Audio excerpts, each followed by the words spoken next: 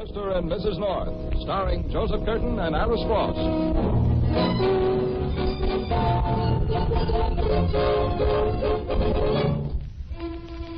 In the solemn atmosphere of a New York courtroom, far from the comfortable life of Pam and Jerry North, another drama from life is reaching its climax.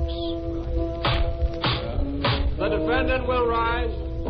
A handsome, well-dressed man, fighting hard to conceal his nervousness, leaves his chair and faces the judge. It is the sentence of this court that you, Charles Wyatt, having been convicted of fraud, be confined to the state penitentiary for a term of not less than 5 and not more than 10 years. Yes, one drama is over. But as Gordon Ross, Charles Wyatt's attorney, gets to his feet, another drama is just commencing. Your Honor, I petition that my client be admitted to bail pending an appeal of his conviction. If there's no objection from the state, petition is granted. Thank you, Your Honor. Court is adjourned. 5 to 10 years. Now listen, Charles, Everything's going to be all right. I seem to have heard that one before. We're not through yet, Charles. We'll win on the appeal, I'm sure of it. You were sure I'd never be caught in the first place. Now keep your voice down, Charles. Someone will hear you. You're absolutely right. Someone will hear me. If my conviction isn't reversed on the appeal. And that someone will be the district attorney, Gordon. He'll hear how you were in this just as deep as I was. We can't talk here, Charles. Come up to my hotel. I can't come now. Being my wife in a half hour at the Circle Lounge. Well, it's only a few blocks from the King William. I'm in room 251. Make it about 7:30. I'll be there. And meanwhile, Gordon, remember what I said. If I go to prison, I'm taking you with me.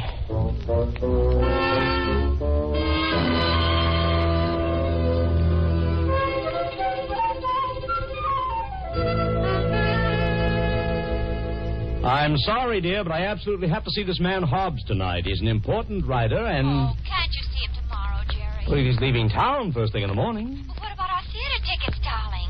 We've been looking forward to seeing... Now, don't get excited, dear. We can still go to the play. How? I've got it all figured out. We'll leave home a little early. I'll stop and talk to Hobbs. Then we'll go on to the theater.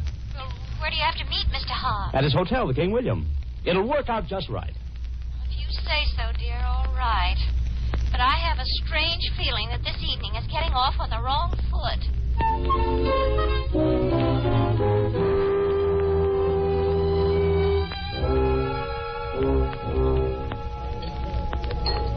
Order me another drink, Charles. Look, Helen. Another drink, please.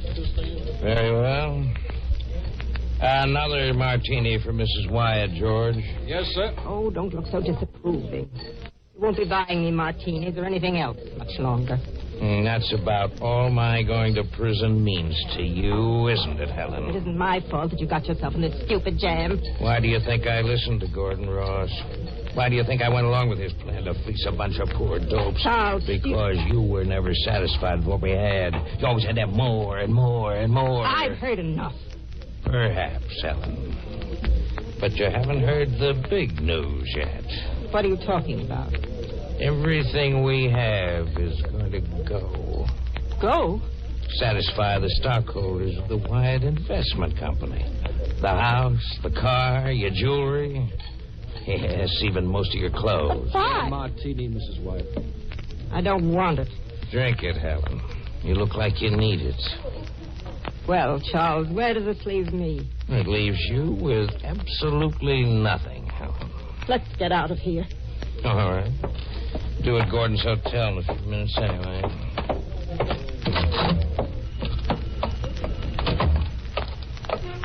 You want me to drive you there? No, thanks. I'll walk.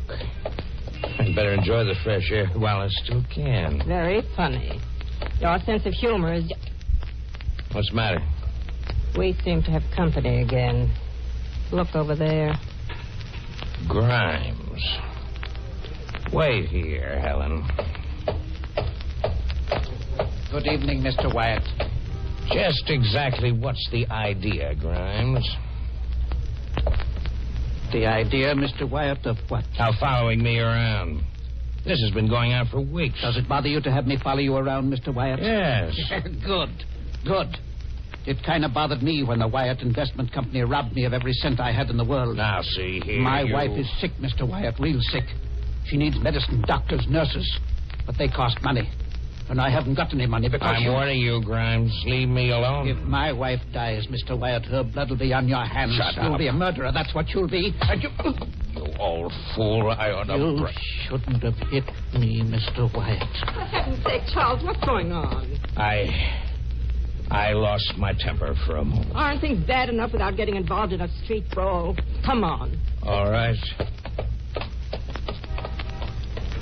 You shouldn't have done that, Mr. Wyatt.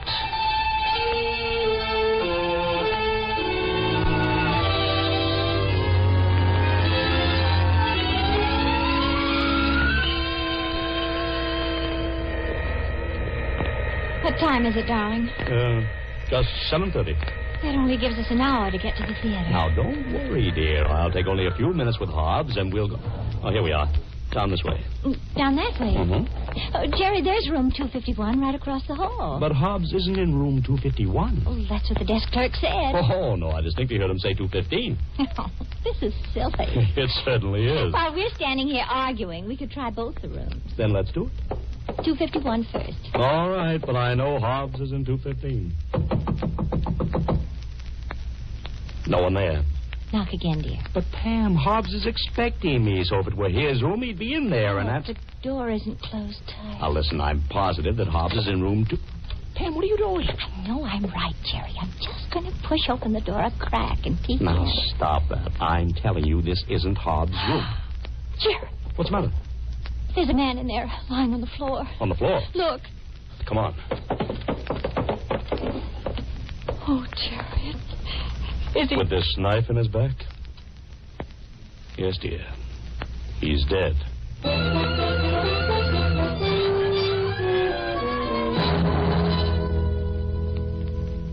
Jerry, is this the writer you were coming to see? Hobbs? No.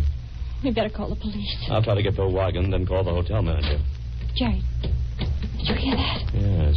Sounded like someone locked that door over there. This must be a suite of rooms. And that's the connecting door. Let's try it. Sure, there's someone in there. Yeah, the door's locked. Come on. Where are you going? Out in the hall and try the other door to that room. But, Pam. Come on. All right, but I think we should call Bill instead. It's locked, too. Then let's quit this running around and... Jerry, if there's someone in there... If there's someone in there, we'll let the police deal with them. Now, let's get back in the other room and call Bill. All right. Oh, I had a feeling something would happen so that we wouldn't... Jerry, look. What? The connecting door's open now. There was someone in there. But not now. And there isn't anyone in here, either. Look at the floor, dear. The body. It's gone.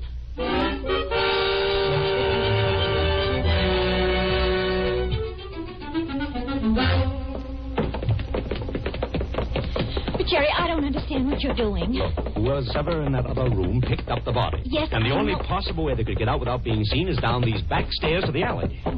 Well, this is the ground floor. And that must be the door to the alley. You see anyone? Look, A car. come on.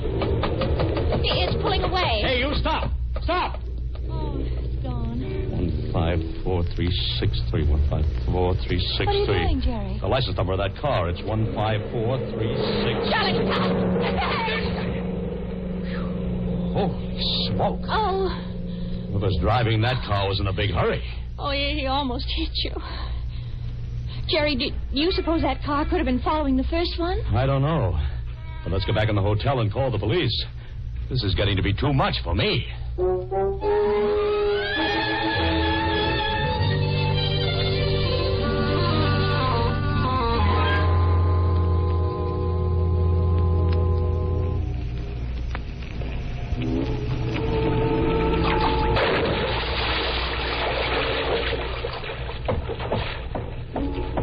Did I give you a lift back to town, Mr. Ross? Who are you? My name is Grimes. Grimes? Fred Grimes. Oh, yes. Charles told me about you. You're the man who... I left my car running right over there. It's pretty old. It isn't anything like the one you just pushed into the bay, but... mighty lonely spot. You'd never get a taxi. What are you doing here? I was at your hotel. I saw what you put in that car. Why did you kill him, Mr. Ross? I didn't kill him. No need to get excited, Mr. Ross. A knife in the back wasn't any more than Charles Wyatt deserved. And the bottom of the bay is as good a grave as any for his kind. What do you want, Grimes? Suppose we talk about that on the way back to town. It's kind of chilly out here. All right, let's go.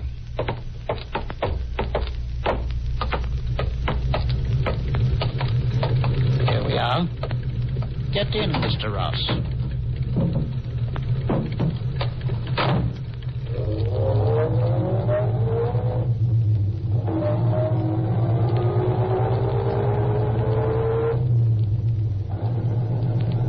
You know, Mr. Ross, I lost nearly $10,000 in Mr. Wyatt's company. I never thought I'd see a dime of it again. But now... If you think you're going to get $10,000 out of me, Grimes, you're as crazy as Wyatt told me you were. Murder's a mighty serious crime, Mr. Ross. But I didn't kill Wyatt. Think the police will believe that if I tell them what I saw? Of course you don't. All right, Grimes. How much will it take to keep quiet? I told you I lost nearly $10,000. I haven't got that kind of money. I'll give you $5,000, not a penny more. $5,000 isn't... Take it or leave it, Grimes. I mean it. All right, Mr. Ross. I'll take it. And that's all you'll ever get, you understand? I'm warning you, Grimes, you will push me too far. What's so funny? I was just thinking, you're the second man who's warned me tonight. Mr. Wyatt was the first. And look where he is.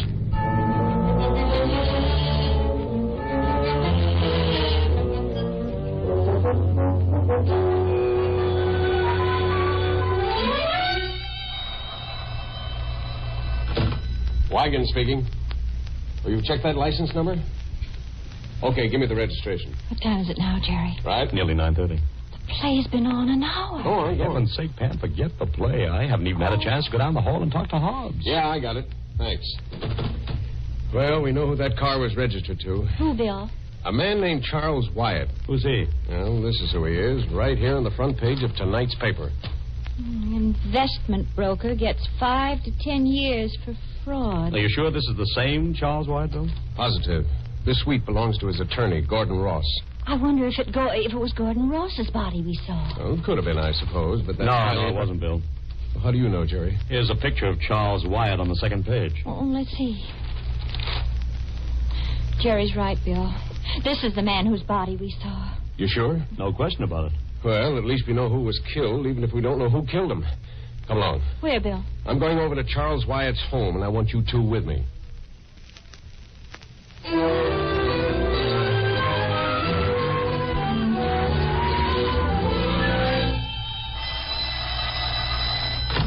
Hello?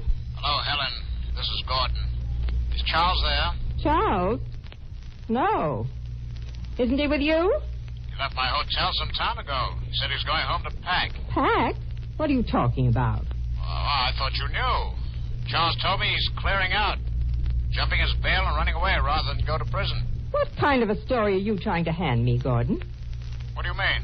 Charles isn't the kind of man who'd run away, and you know it. You think I'm lying? Yes. Why should I? I don't know, but there's someone at the door. I'll call you back. Are you at the hotel? No, I'd better call you.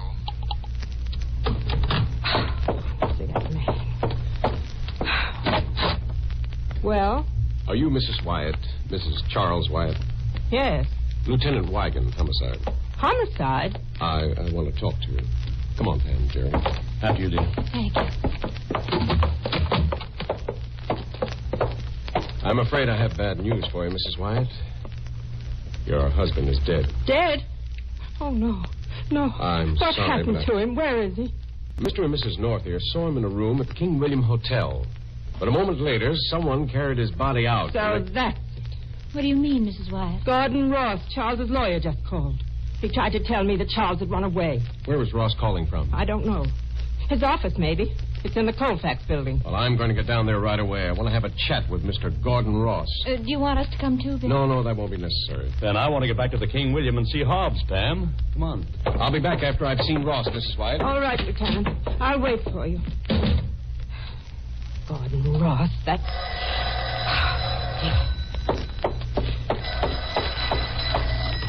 Hello? Mrs. Wyatt? Who's this?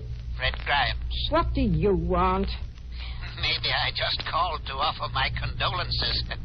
How do you know about Charles? But on the other hand, maybe I called to talk business. Business? Insurance business. Your husband must have carried quite a lot of insurance, Mrs. Wyatt. What's that to you? A lot of insurance you'll never collect unless his body is recovered. Do you know where Charles is? That depends on whether he had enough insurance to make it worthwhile. Would you consider $75,000 worthwhile?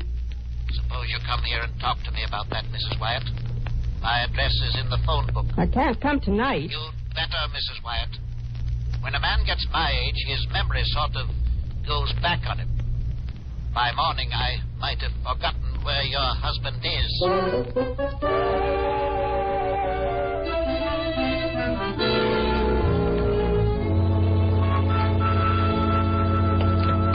Want me to run you back to the King William, Jerry? No, thanks, Bill. That'll take you out of your way. We'll catch a taxi. Okay. Be seeing you. Right, Bill. Well, come on, dear. I think we'll stand a better chance of catching a cab over... Hey, wait. Jerry, Quick, duck in here. What in the world?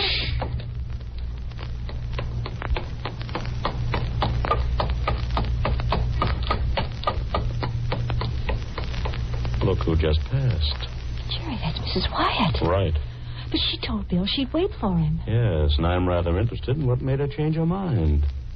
Let's see if we can find out where she's going. Come on.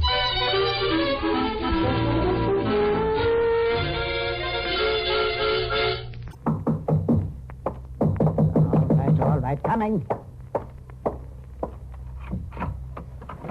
Well, Mrs. Wyatt, you... Mr. Ross. Hello, Grimes. What do you want? You weren't expecting me, were you? Well, No, you thought I was Mrs. Wyatt. You old... Let go of me. Let go. What's Mrs. Wyatt coming here for? Answer me. Nothing. You're lying. You're going to tell her where Wyatt is. No. When I warned you not to try to push me too far, Grimes, I meant that to include not trying to double-cross me. What are you going to do with that gun? I'm going to save myself $5,000. No. You're old enough to die without missing anything, Grimes? Don't kill me. Please. Please don't kill me. Please, Mr. Ross, you've got to listen to me. I listened to you once tonight, Grimes. That's enough for one evening. For the rest of my life, in fact. But you... That'll be Helen Wyatt. Open the door and let her in. No, Open it. Go on.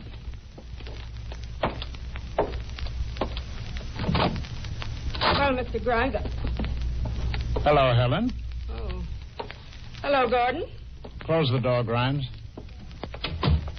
Lock it. What's he doing here, Mr. Grimes? Look, Mrs. Wyatt, Lock the door, Grimes. The police are looking for you, Gordon. The police? Why are they looking for me? They want you for Charles's murder. Charles's murder? Is Charles dead? My house, sir. Oh, drop the act, Gordon. He was killed in your room, and a man and his wife named North saw the body. Well, if they saw Charles's body, then where is it? You see, Helen, it's difficult to prove murder without producing a victim. Especially when the alleged victim had every reason to disappear on his own volition. But Grimes knows where Charles's body is. Do you, Grimes? Obviously, he hasn't the slightest idea what you're talking about, Helen. You seem to have persuaded him quite effectively with that revolver you have in your hand. Well, I have an argument, too, Gordon. It's right here, in my pocket. Put down that gun, Helen, or I'll... You'll what, Gordon? Kill me? Well, before you try it, you want to be very sure that I don't take you with me.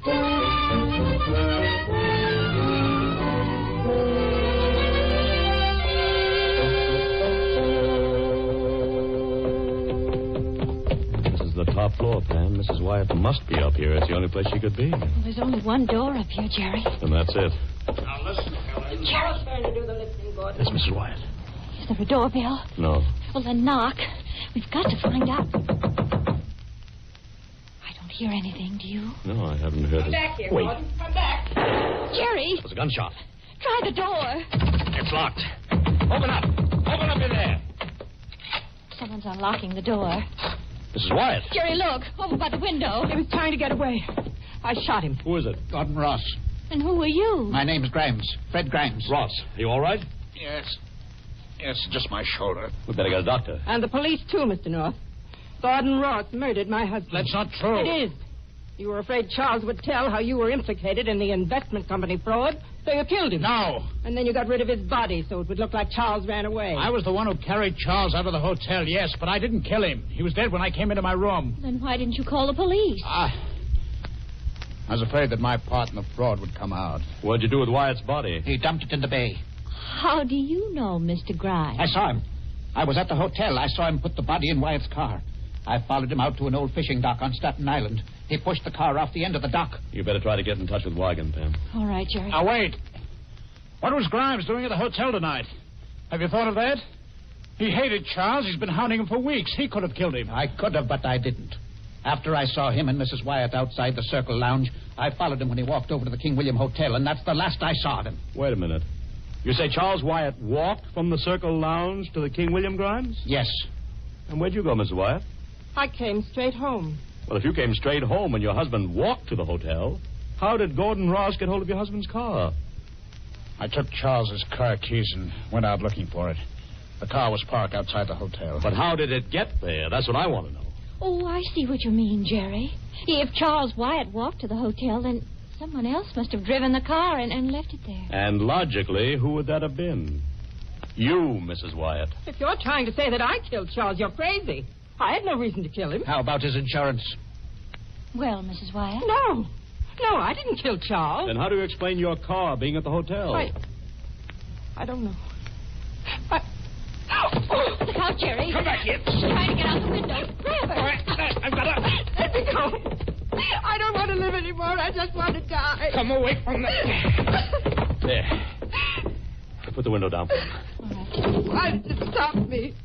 What's left for me? I'm going to lose everything, my house, my jewelry. So you did kill your husband for his insurance. I had to, don't you understand? I had to. My whole life was going to be ruined. Charles's insurance was all that was left. That was my only chance. So I followed Charles to Gordon's room, and I had to do it. Why did you leave the car at the hotel? When I left the hotel, I couldn't find my keys. I must have dropped them somewhere. I didn't dare go back, so I took a taxi home. Shall I call Bill now, Jerry? Yes, Pam. You can call him.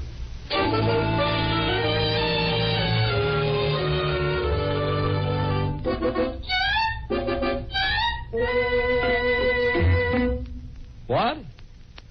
I see. Yes, I understand. Jerry, Goodbye. Of all the stupid. What's the matter, dear? The room clerk at the King William Hotel thought I was asking for a Mr. Cobb's room when we were there. And Hobbs isn't even registered. Oh, well, never mind that now. I just looked at our theater tickets, and guess what? What? They're for tomorrow night. Huh? Look at the date on them. January 31st. But this is the 31st. Oh, no, darling. It's the 30th. So we can see the play tomorrow night. Well, that explains it. It explains what, dear? Why Hobbs isn't registered at the King William. His letter said he'd be in town the evening of the 31st. Oh, Jerry. You mean you have to see him tomorrow night? Yes. But don't worry. We can leave home early, stop by the King William. Hey, what are you doing, dear? I'm calling the theater to reserve another ticket. Another ticket? Who for? For Mr. Hobbs, dear. I'm not going to take a chance of missing that play tomorrow night.